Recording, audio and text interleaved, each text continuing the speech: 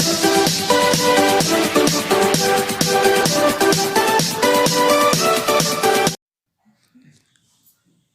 Student, कैसे हैं आप सब। आई होप आप सब अच्छे होंगे और अपनी प्रिपरेशन घर में बहुत अच्छे से कर रहे होंगे।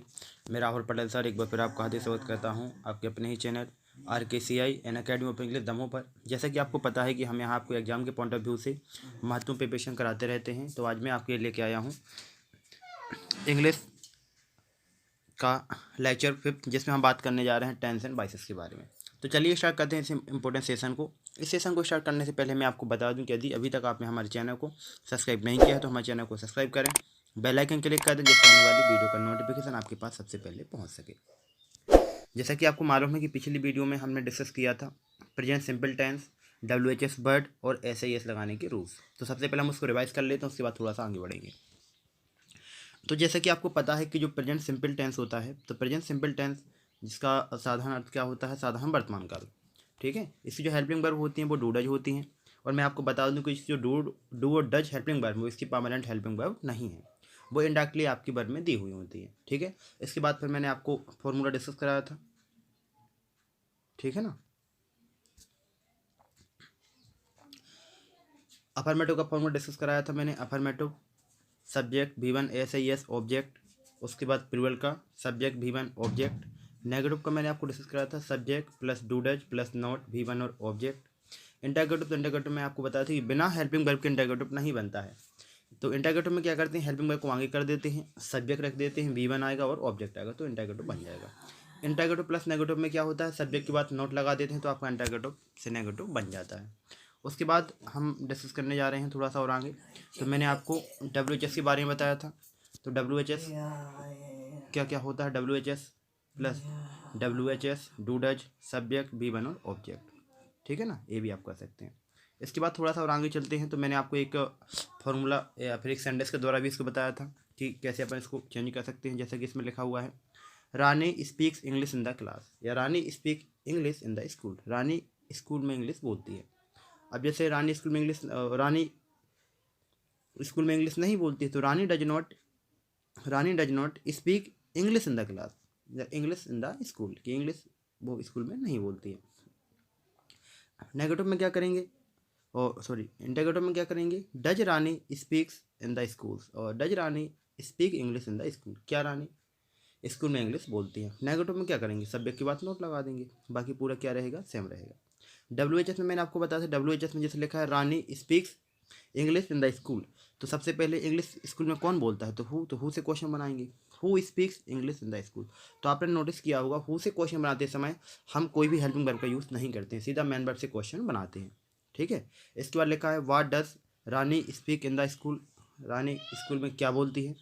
इसके बाद लिखा हुआ है where does Rani speak English, कि रानी इंग्लिश कहाँ बोलती है। ठीक है, इसके बाद मैंने थोड़ा सा आपको और बताया।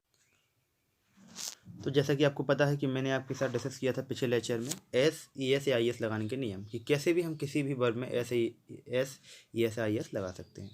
जैसा बात करते हैं रूल्स नंबर 1 की, तो मैंने आपको बताया था जब क्रिया या V1 के अंत में double S SH CH X या O हो तो क्या लगाते हैं, ES लगाते हैं। जैसे मैंने आपको बताया था कि वॉस का वसेस हो जाता है, टीच का टीचर्स हो जाता है, रीच का रीचेस हो जाता है, मिक्स का मिक्सेस हो जाता है, गो का गोस हो जाता है, और फिक्स का फिक्सेस हो जाता है। ठीक है ना, चलिए थोड़ा सा आगे और चलते हैं।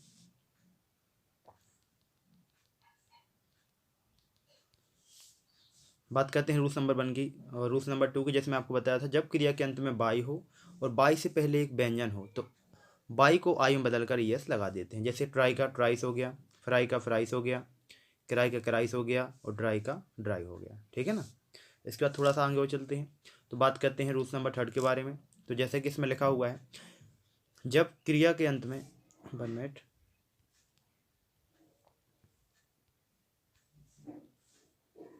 जैसा कि इसमें दिया हुआ है जब क्रिया या V1 के अंत में बाई हो और बाई से पहले एक स्वर हो तो S लगाते हैं। जैसे प्ले का प्लेस हो जाएगा, पे का पेस हो जाएगा, से का सेस हो जाएगा, और वे का बेस हो जाएगा। कहने का मतलब ये है कि बाई होना चाहिए, बाई से पहले एक स्वर हो या वॉवल्स हो, AEIOU हो, तो हम क्या करेंगे, बाई के बाद सीधा S लगा देंगे। अब इसके बाद बात करते हैं रूल्स नंबर 4 के बारे में। तो जैसा कि इसमें दिया हुआ है जब हम present simple V1 S E S I S का यूज़ करते हैं तो उसमें कोई हेल्पिंग वर्ब नहीं होती है। लेकिन जो इनडायरेक्टली उसमें हेल्पिंग वर्ब नहीं होती, लेकिन डायरेक्टली उसमें हेल्पिंग वर्ब नहीं होती है, लेकिन इनडायरेक्टली जो V1 में ई एस होता है, मतलब उसके रूप में डज हेल्पिंग वर्ब छुपी रहती है। जैसे लिखा है she goes to temple daily, तो यहाँ पे जो गो हो गया, तो गो का मतलब है यहाँ पे गो प्लस इसमें क्या है ई एस है। कहने का मतलब इसमें ये है कि इसमें V1 और क्या छिपा हुआ है, ई एस छिपा हुआ है। ठीक है ना।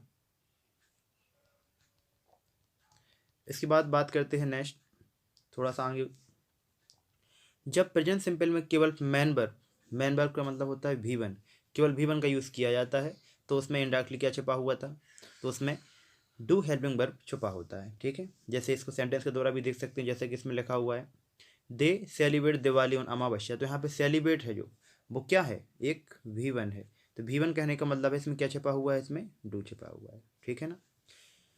इसके बाद चलते हैं थोड़ा सा और आगे। अब इसके बाद से आपका आज का लेक्चर स्टार्ट हो रहा है। ठीक है, कल मैंने आपको WH बताया था, WH भी आपको आसानी समझ में आ गए होंगे। आज हम बात करने जा रहे हैं किसके बारे में, प्रेजेंट कॉन्टिन्यूअस के बारे में।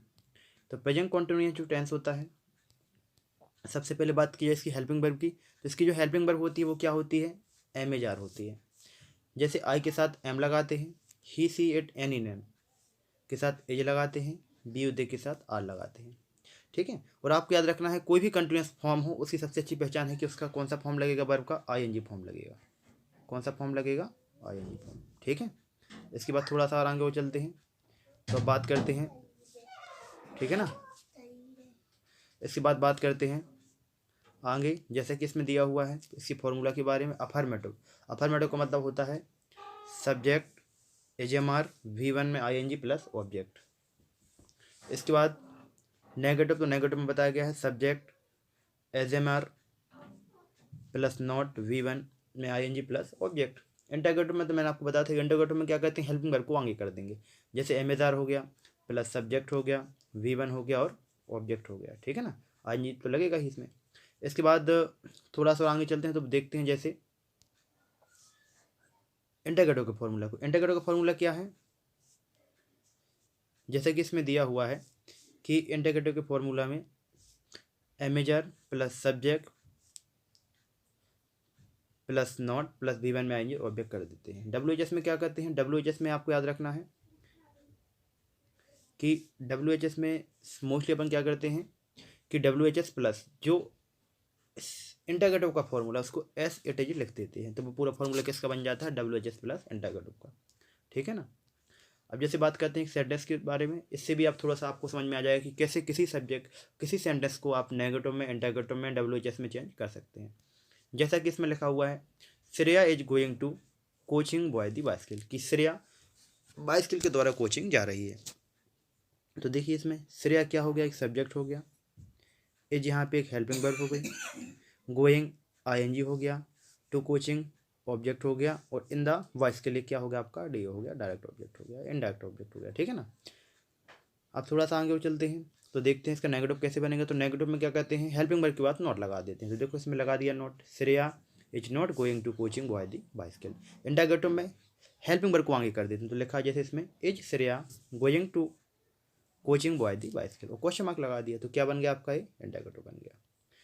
इसी टाइप से बात करते हैं इंटरगेटिव प्लस नेगेटिव की। तो इंटरगेटिव प्लस नेगेटिव में कुछ नहीं होता है, जो इंटरगेटिव होता है उसी में सब्जेक्ट की बात नोट लगा दो, तो क्या बन जाता है, वो इंटरगेटिव प्लस नेगेटिव बन जाता है। जैसे इसमें लिखा है is Shreya not going to coaching by the bicycle, question mark लगा दिया। ठीक है, इसके बाद थोड़ा सा आगे चलते हैं, तो देखते हैं जैसे लिखा है, जैसे मान चलो इसका जो फॉर्मूला था या फिर इसका जो अफर्मेटिव सेंटेंस है क्या था, Shreya is going to coaching by the bicycle. अब यदि आपको WHS बनाया सबसे पहले, बाइस्किल के द्वारा कोचिंग कौन जा रहा है, तो हु इज गोइंग, हु मतलब कौन, तो who is going to coaching by the bicycle. अब श्रेया कहाँ जा रही है, श्रेया बाइस्किल के द्वारा कहाँ जा रही है, तो where is Shreya going by the bicycle, where से बन जाएगा। ठीक है, अब हाउ से ही बन सकता है, हाउ मतलब होता है मेथड, अब वो एक मीडियम का यूज़ करे तो हाउ से ही बना सकते हैं। ठीक है ना। इसके बाद बात करते हैं प्रेजेंट परफेक्ट टेंस के बारे में, कि प्रेजेंट परफेक्ट टेंस की पहचान क्या होती है। तो सबसे पहले याद रखना है प्रेजेंट परफेक्ट का मतलब क्या होता है, इसका जो अर्थ होता है वो होता है पूर्ण वर्तमान काल, कि ऐसा समय जो पूर्ण हो गया हो। ठीक है, इसकी हेल्पिंग वजह है वो क्या है, हैज हैव है। जैसे इसमें लिखा हुआ है कि हैज़ का यूज़ किसके साथ करते हैं और हैव का यूज़ किसके साथ करते हैं। यदि कोई सिंगुलर सब्जेक्ट होगा तो हैज़ लगाएंगे और प्लूरल होगा तो हैव लगाएंगे। जैसे लिखा है ही सी इट एनी नेम, तो इसमें हैज़ लगेगा, और आई बी यू दे के साथ क्या लगाएंगे, हैव लगाएंगे। ठीक है ना। इसके बाद थोड़ा सा आगे और चलते हैं, तो अब देखते हैं इसके फॉर्मूलाज को कि इसकी फॉर्मूला किस टाइप से बनेंगे। तो अफर्मेटिव का फॉर्मूला क्या होता है, सब्जेक्ट हैज हैव V3। इसमें याद रखना होता है कि जितने भी परफेक्ट टेंस हैं उन सभी में कौन सी फॉर्म लगेगी, V3 लगेगी। किसका यूज़ होगा, V3 का यूज़ होगा। ठीक है ना। इसी बात देखते हैं नेगेटिव का, तो subject plus has have plus not V3 और ऑब्जेक्ट, तो इसका क्या बन जाएगा, आपका नेगेटिव बन जाएगा। अब बात करते हैं इंटरोगेटिव के। इंटरोगेटिव मतलब होता है क्वेश्चन मार्क या प्रश्नवाचक। क्या होता है, क्वेश्चन मार्क या प्रश्नवाचक। जैसे has have plus subject V3 और ऑब्जेक्ट। इंटरोगेटिव प्लस नेगेटिव में क्या करते हैं, has have plus subject not V3 और ऑब्जेक्ट। और आपको इसकी फॉर्मूला की प्रैक्टिस करनी है। यदि आपको प्रैक्टिस है तो आप आसानी से डू एस डायरेक्टेड में उसको चेंज कर सकते हैं, आसानी से आप उसको पूरा बिल्कुल फॉर्मेट में ला सकते हैं। इसके बाद बात करते हैं WHS प्लस इंटरोगेटिव की। तो WHS plus has have plus subject V3 object और क्वेश्चन मार्क। ठीक है ना। अब बात करते हैं थोड़ी सी इसकी एग्जाम्पल के बारे में, इससे भी आपको क्लियर हो जाएगा। जैसे इसमें लिखा हुआ है, जैसे कि इसमें लिखा हुआ है Rahul sir had taught us English grammar. Rahul sir हमें इंग्लिश ग्रामर पढ़ाते हैं। अब बात करते हैं नेगेटिव की, तो Rahul sir has not taught us English grammar, not बन जाएगा।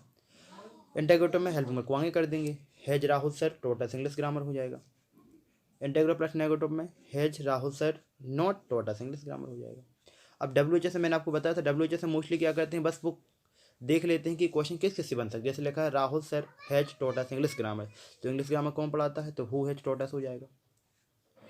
राहुल सर हमें क्या पढ़ाते हैं, राहुल सर हमें क्या पढ़ा चुके हैं, तो इसमें आ जाएगा what has Rahul sir taught us. हम इंग्लिश ग्रामर कौन पढ़ाता है, या फिर राहुल सर किसे इंग्लिश ग्रामर पढ़ाते हैं, तो इसमें आएगा हुज हैज आएगा। इसमें whose has Rahul sir taught English grammar, कि राहुल सर किसे इंग्लिश ग्रामर पढ़ाते हैं। ठीक है। तो आज के सेशन में हमने डिस्कस किया प्रेजेंट सिंपल के बारे में, प्रेजेंट कंटिन्यूअस के बारे में, प्रेजेंट परफेक्ट के बारे में। तो आई होप कि आज का सेशन आपको पसंद आया हो। यदि यह वीडियो आपको पसंद आई हो तो इस वीडियो को लाइक करें, शेयर करें अपने उन सभी दोस्तों के साथ जो MP बोर्ड 2024 का एग्ज़ाम देने जा रहे हैं। और ये जो वीडियो वो सभी बच्चों के लिए बेनिफिशियल, चाहे वो 9th क्लास के हों, 10th के हों, 11th के हों या 12th के हों। ठीक है। और यदि आपने इसकी पिछली वाली वीडियो को नहीं देखा है तो मैं डिस्क्रिप्शन में आपको वो लिंक प्रोवाइड करा दूंगा, वहाँ से जाके आप सभी वीडियो को वॉच कर सकते हैं। तो मिलते हैं आने वाली वीडियो में, जब तक के लिए जय Hind. Thank you very much, thanks for watching this video.